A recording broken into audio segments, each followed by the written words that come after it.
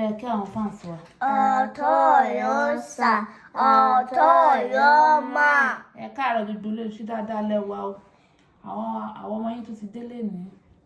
Maryam àti Mubarak àwọn náà bá wa kọrin lórí iṣẹ́ àgbẹ̀. Ẹ máa bá wa ká lọ. Ó yẹ kọrin fún wa. Iṣẹ́ àgbẹ̀, èso Yorùbá.